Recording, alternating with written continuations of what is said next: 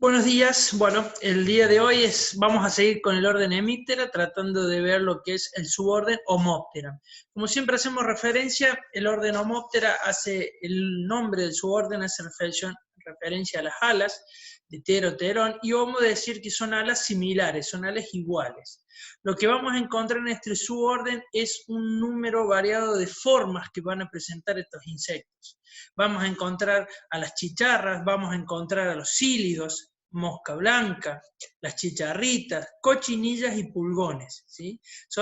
Fíjense, en cuanto a la forma que tiene el cuerpo, son totalmente distintas dentro de los representantes de este suborden. ¿Qué característica tenía el suborden Homoptera? Es lo mismo del orden Hemiptera, ¿tá? Un picador suctor formado por el labro, el labium se transforma en un rostrum tubo que envuelve a los estiletes, que vendría a ser en este caso un corte transversal, a las dos maxilas y las dos mandíbulas, las cuales forman el canal de alimentación y el canal saliva, ¿sí? Bien, en cuanto a la metamorfosis, ¿se acuerdan que decíamos que la mayoría eran de metamorfosis simple o hemimetabolía? Es decir, del huevo surgen las ninfas, las cuales pasan por 5 estadios ninfales hasta alcanzar el estado adulto, que ese estado juvenil era igual al adulto, que carecía de madurez sexual, que el aparato bucal era el mismo, por eso decíamos que tenía órganos funcionales transitorios. Pero cuando hablábamos dentro del orden Hemiptera, decíamos que la mayoría eran de metamorfosis simple o hemimetabolía, que había excepciones. Como era esto biología, había algunas excepciones, y ese es el caso de los machos de la superfamilia Cocoidea y los representantes de la familia Aleroides, mosca blanca, que se caracterizan por tener una neometabolía. Si ustedes se recuerdan, después de eclosionar los huevos aparecen las ninfas, ¿sí? 2 o 3 estadios ninfal, pero antes de adquirir el estado adulto, como era la metamorfosis simple, presentaban un periodo de quietud, que esto lo hacía similar a la holometabolía, antes de alcanzar el estado adulto. Por eso decimos que presentan una neometabolía. Algo que los caracteriza a este suborden es la presencia de la cámara filtro. ¿Qué es la cámara filtro? Es una modificación en el sistema digestivo. Si ustedes se acuerdan, el sistema digestivo de un insecto, teníamos la parte anterior, que era el estomodeo, la parte media, que era el mesenterón, y la parte posterior, que era el proctodeo, y podíamos decir, o veíamos que la digestión de los alimentos, la verdadera digestión, se daba en el mesenterón. Estos insectos, los representantes del orden Homoptera, se encuentran constantemente adheridos al vegetal alimentándose. Entonces, esto hace que tengan un ingreso constante de savia, la cual va a contener agua, hidrato de carbono de cadena corta, hidrato de carbono de cadena larga, proteínas. Entonces, esta modificación que tienen estos insectos, ¿sí?, pueden ser de dos formas. Una es que el mesenterón presente 3 ventrículos, el primero y el segundo dilatado, el tercero tubular, y se conecte el ventrículo 1 con el ventrículo 3 a través de tejidos conectivos, y esto lo que le va a permitir al insecto es que todo lo que sea agua e hidrato de carbono de cadena corta pasen directamente del ventrículo 1 al 3 y sean liberados vía ano, y que todo lo que sea hidrato de carbono de cadena larga y proteínas pasen al ventrículo 2, donde van a ser asimilados, ¿sí? Esto, lo que vamos a encontrar nosotros es que lo que va a estar liberando esa sustancia de agua con hidrato de carbono de cadena corta es como si fuera una melaza, una sustancia azucarada. Y que lo que suele pasar con esta plaga es que vengan muchas asociadas con un hongos. Al liberar esta tipo melaza sobre el resto del vegetal, le permite después ser el sustrato para el desarrollo de un hongo, que es la fumagina. Entonces, estas plagas no solo hacen el daño de extraerle savia a la planta, sino que también el hecho de cuando las poblaciones ya son bastante grandes, empiezan esa liberación de esa melaza a generar sustrato para el desarrollo de hongos, que van a afectar también la fotosíntesis de la planta. Bien, la mayoría presentan este sistema, aunque también hay algunos homópteros que pueden presentar, ¿sí?, en vez de esta unión del ventrículo 1 con el ventrículo 3, pueden presentar, ¿sí?, un conducto que une el final del estomodeo con el inicio del proctodeo y cumple la misma función, que los carbohidratos de cadena corta y el agua pasen, ¿sí?, de la parte anterior, o sea, del estomodeo, directamente al proctodeo sin ingresar al mesentero. Bien, ¿cuáles son los caracteres utilizados en la identificación de familia de este orden Hemiptera, suborden Homoptera?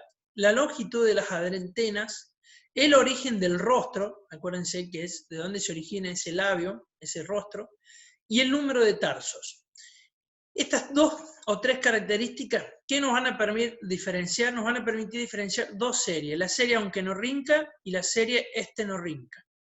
Bien, entonces, la serie Onquenorrinca decimos que se caracteriza por tener antenas cortas y cetáceas y el rostro originándose en la parte inferior de la cabeza. Mientras que la serie Estenorrinca, las antenas van a ser largas, filiformes, y el rostro, ¿sí?, aparecen a ser entre las coxas del primer par de patas.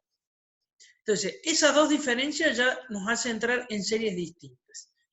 Dentro de la serie Onquenorrinca, las familias o las superfamilias se van a estar diferenciando básicamente por la posición de las antenas. Si las antenas se encuentran insertas entre los ojos, como es el caso de la familia Cercópide, Cicádide, o si la antena se encuentra inserta debajo del ojo, como es en el caso de esta superfamilia Fulgoroidea, y ya vamos a ver que dentro de esta superfamilia encontramos la familia Delphacidae. Otra forma que también nos va a permitir la clave de diferenciar esta familia es a través de la presencia de hileras de espinas en la tibia posterior, como en el caso de los cicadélides, o si tiene una o dos espinas, como es el caso de los cercópides, siempre hablando de la tibia posterior, o la presencia de un espolón o cálcar, como es en el caso de la familia Delphacidae. Entonces, esta característica es lo que nos va a estar preguntando la clave para poder diferenciar las diferentes familias. Mientras que en la serie Estenorrinca, que no lo vamos a ver, pero allí lo que se utiliza para diferenciar Filocéride, Afidide y Eriosomatide es a través de las nervaduras alares de los adultos. ¿Sí? Bien. Vamos a tratar de ver entonces ahora quiénes podemos encontrar en cada una de estas series. Dentro de la serie Onquenorrinca tenemos la superfamilia Cicadoidea, familia Cicádide. Aquí tenemos lo que conocemos como cigarra. Podemos tener Fidicina mannífera, Quesada gigans, ¿sí?, son muy comunes encontrarlas.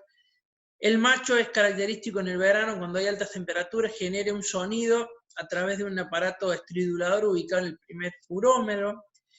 La ninfa, lo que hace la hembra es coloca los huevos, cuando los encastra en los tejidos de las plantas, que ese es el mayor daño que generan.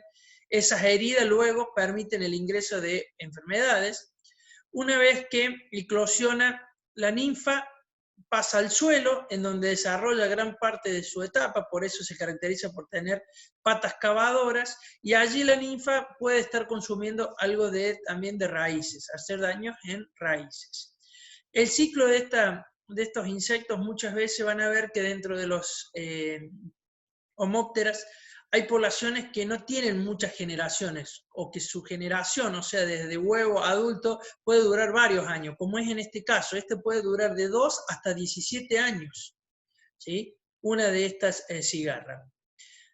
Dentro de la superfamilia Cicadeloidea tenemos las familias Membrácidae, ¿sí? Aquí tenemos género Cereza. Estas especies se caracterizan principalmente porque el pronoto presenta estas ornamentaciones y cubre todo el abdomen. Entonces, todo lo que nosotros vemos aquí es parte del pronoto. ¿Ah? Las alas son membranosas y se encuentran por debajo de esta protección. Y también tenemos la familia Cicadélide. Aquí encontramos a Empoasca fabave, que es una chicharrita. Acuérdense que, bueno, esta familia se caracteriza básicamente por tener hileras de espinas en las tibias posteriores, si ustedes lo pueden ver. Y es importante porque es transmisora de un virus del enanismo del arroz. Dentro de esta misma superfamilia tenemos, Cercopoidea, tenemos la familia Cercópide, que aquí es la chicharrita de la espuma. Es bien característica esta porque la tibia posterior presentan una o dos espinas. Las ninfas son desarrolladas en esta espuma que generan los mismos adultos. El adulto ovipone y la ninfa es la que genera la espuma. El adulto no genera esa espuma. Pero es muy común encontrarlo muchas veces en los cultivos, en los sorgos de Alepo, en los orillos de los alambrados. Y dentro de la superfamilia Fulgoroidea tenemos la familia Delphacidae. Aquí, si ustedes se recuerdan, Delphaco de Scuskeli, es la chicharrita vectora del mal de Río Cuarto. Es una chicharrita que se desarrolla, tanto los huevos los encastran en los tejidos de los cultivos de invierno, como es avena, centeno, trigo. Surgen las ninfas, van haciendo su desarrollo durante los cultivos de invierno, y ya en la época de octubre-noviembre, cuando esos verdeos de invierno ya tienden a desaparecer porque incrementan las temperaturas, comienzan a migrar hacia los lotes de maíz. Se caracterizan porque, bueno, en el caso de este virus es persistente propagativo, persistente porque una vez que la chicharrita lo toma, ¿sí?, lo lleva por el resto de su vida y lo puede transferir a futuras generaciones, y propagativo porque el virus se multiplica dentro de esa chicharrita. O sea que una vez que pica una planta con el virus, o ella ya lo tiene el virus, lo puede estar pasando de planta en planta. Y los síntomas que veíamos eran grados leves, como son las enaciones, o ya grados altos de la enfermedad, con malformación de espiga, plantas enanas. Y luego vamos a pasar a la otra serie, la serie Sternorhyncha, ¿sí? Aquí le vamos a contar algunas especies que son más populares, o que muchas veces las tenemos más en nuestros jardines, en nuestras plantas ornamentales. Una de ellas, por ejemplo, la superfamilia Psilodoidea, familia Psyllidae, ¿sí? Son conocidos como Psyllia piricola o Psyllida del Peral. Acá también lo podemos encontrar en los eucaliptus. ¿Qué es lo que hace estos cílidos?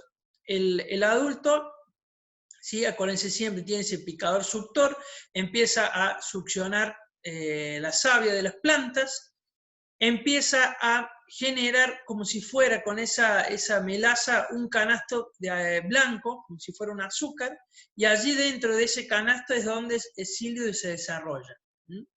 Y puede llegar a generar, fíjense, en el envés de las hojas, este tipo de malformaciones debido a que se está alimentando.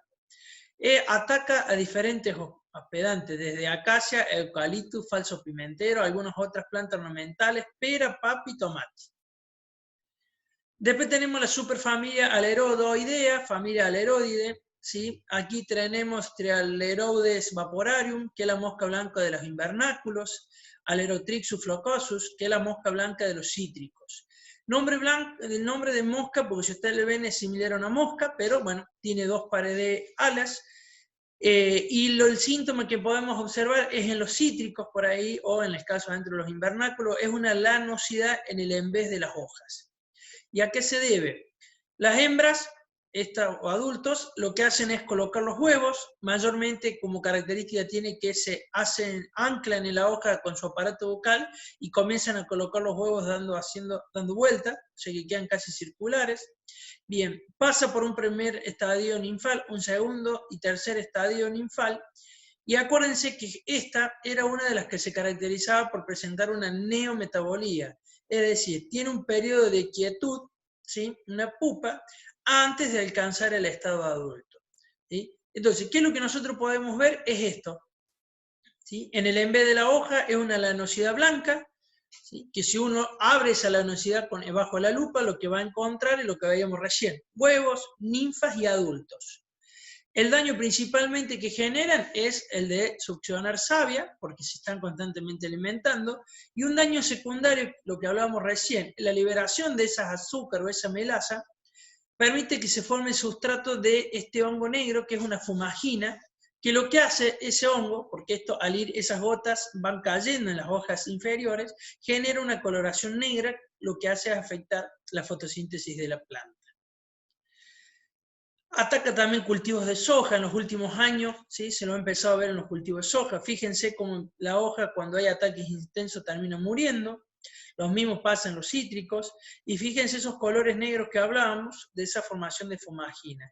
Cuando nosotros agarramos alguna de estas hojas, las giramos, lo que vamos a encontrar van a ser ninfas, Algunos adultos, si ustedes prestan atención, algunos adultos, ¿sí? Y lo que hace al alimentarse entonces de esa hoja, la puede llegar cuando el ataque es intenso a secar la hoja. Pasamos a otra superfamilia importante que es Aphidoidea, familia Aphididae, ¿sí? Aquí los pulgones, la mejor forma de identificar los pulgones es por la presencia de los cornículos o sifones, que son estos dos tubos que tienen al final del abdomen, que no cumplen una función, ¿sí? Es una terminación del abdomen. Bien, ¿quiénes tenemos dentro de estos pulgones? Muchos ya los vieron y otros los van a ver, cada uno en su cultivo. Dentro de la alfalfa tenemos Acitorciphum condoi, que es el pulgón azul de la alfalfa, Acitorciphum pisum, que es el pulgón verde de la alfalfa, y Pteroaphis maculata, que es el pulgón manchado de la alfalfa. Los daños es lo que veíamos, ¿sí? Cuando estas poblaciones se hacen altas, lo que hacen es alterar. Cuando los ataques son severos, pueden generar caída de hojas o defoliación. Acuérdense que los pulgones en nuestras zonas se reproducen por partenogénesis, es decir, partenogénesis celitótica vivípara, es decir, que son hembras que dan hembras, ¿sí?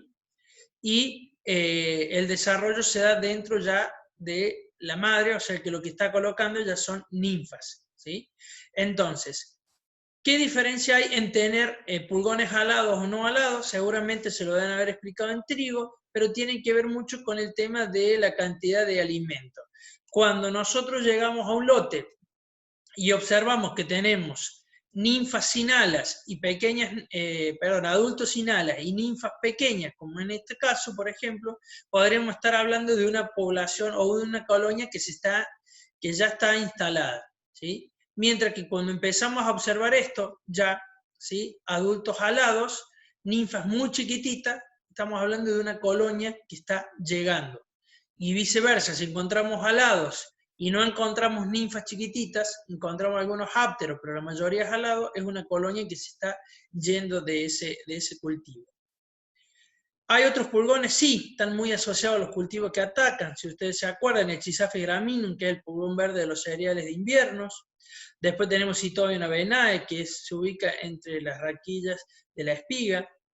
Metopolophirium didorum, que es el pulgón amarillo, mayormente suele atacar lo que es trigo, la parte de hoja bandera.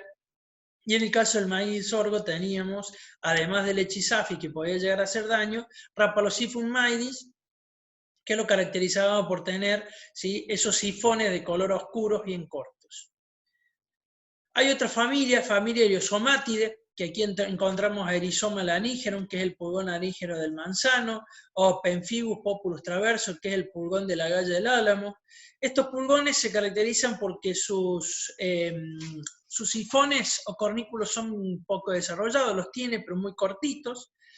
Estos pueden estar atacando pueden estar atacando la raíz de los manzanos, generándole como si fueran nódulos, pueden atacar los brotes, afectando la formación que esa yema luego pueda llegar a frutos o flores, ¿sí? Y en el caso de los álamos, generan esta galla en el peciolo de la hoja, en donde si uno hace un corte puede ver que se están desarrollando, ¿sí?, dentro de esa galla vamos a encontrar la población de pulgones. Otra familia, Filoceridae, se las nombramos, no la tenemos acá en nuestra zona, pero si alguien se va a la zona de Mendoza, muchas veces que se dedica al tema del cultivo de la vid, tenemos Viticeus vitifoli, que es la filocera de la vid, lo que hace provocar agallas tanto en la raíz como en las hojas, ¿sí? Bien, se las nombramos, muchas veces puede ser que alguien las tenga que ver. Y ahora vamos a entrar en la última, que es la superfamilia Cocoidea. Aquí vamos a ver lo que son las cochinillas. Las cochinillas las podemos diferenciar en dos grupos, las que son desprotegidas con las que son protegidas. Las desprotegidas vamos a ver que pueden tener el tegumento desnudo o pueden tener el tegumento cubierto con cera adherido a su cuerpo. Mientras que las protegidas presentan un escudo. O sea, el tegumento va a estar cubierto de cera y exuvia, y no es adherido al cuerpo. Entonces, para que nos quede algo más fácil de identificar, aquí tenemos una cochinilla desprotegida, en donde tenemos, ¿sí?, el escudo adherido al cuerpo, es decir, esto es la cochinilla, si yo la levanto, la giro, es la cochinilla, mientras que las protegidas, vamos a observar esto, Si yo las levanto con una hojita, lo que voy a encontrar abajo es el individuo. Entonces decimos que está protegida por este escudo. ¿Ah? Bien, ahora vamos a tratar de ver a quiénes tenemos. Dentro de las cochinillas desprotegidas tenemos la familia Margaradoideae, Hircea pulchasi, que es la cochinilla calenada de Australia. Estas cochinillas decimos que en este caso no tienen adherido al cuerpo esa serosidad que veíamos, ¿sí? Se encuentran totalmente, son móviles. Lo que sí vamos a observar, esto blanco que vemos aquí acanalado, que por lo cual recibe el nombre, es el saco ovígero, ¿sí? Allí es donde se van a terminar desarrollando las ninfas. Atacan principalmente en ornamentales, las podemos llegar a estar encontrando. Familia Coccidae. Aquí tenemos a Sassetiolae, que es la cochinilla H. Esto se debe a que su tegumento se endurece y adquiere una estructura en forma de H. No sé si lo alcanzan a observar, pero esto vendría a ser un palito el H, el otro y el que cruza. Tenemos la hemifaérica, que es la cochinilla esférica. También podemos encontrar Ceroplaste grandis, que es la cochinilla de la guaribay, o Rusi, que es la cochinilla gris de la higuera. Fíjense que esto tiene en el cuerpo cubierto con esa cera. Si yo lo levanto y lo muevo, es el cuerpo de la cochinilla. ¿Bien? Después tenemos la familia Pseudococcidae. Aquí tenemos Pseudococcus citris, que es la cochinilla harinosa de los cítricos, o Pseudococcus maritimum, que es la cochinilla harinosa de la alfalfa. En este caso, decimos que tienen el cuerpo descubierto, sin esa serosidad tampoco encima, y son muy móviles. Las podemos encontrar en las raíces de la alfalfa o en algunas plantas que se encuentren como los cítricos, y generan como una harina, por eso es muy común, de ahí viene el nombre de harinosa, todo un polvo blanco donde ellas se van a encontrar moviéndose y alimentándose.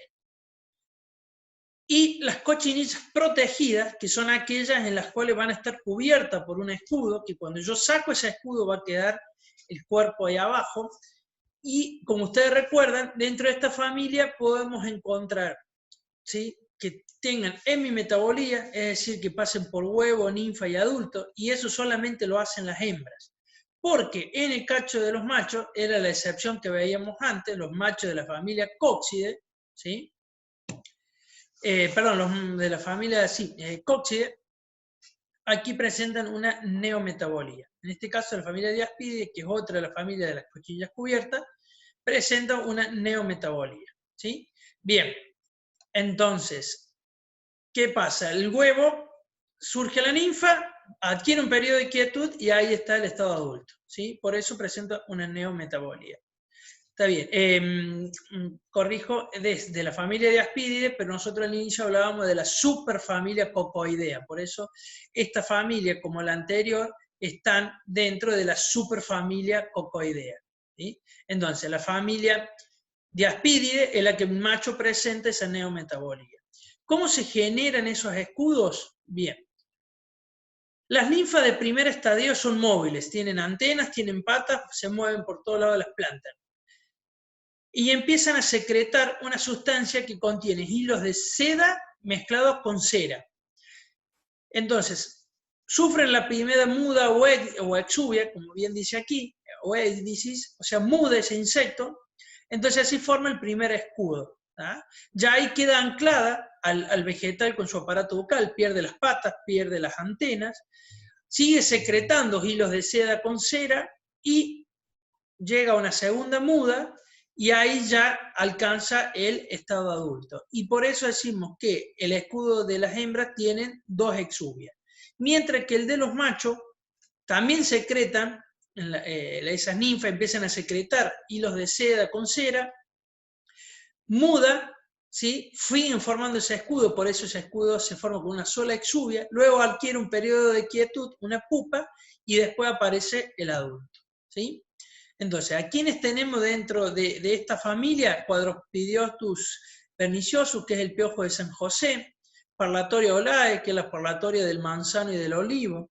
¿Sí? Entonces, ¿qué es lo que hace? Este es un individuo, esta es una cochinilla que si yo la levanto, abajo esto va a ser el escudo y la hembra va a quedar adherida por su aparato bucal a la planta.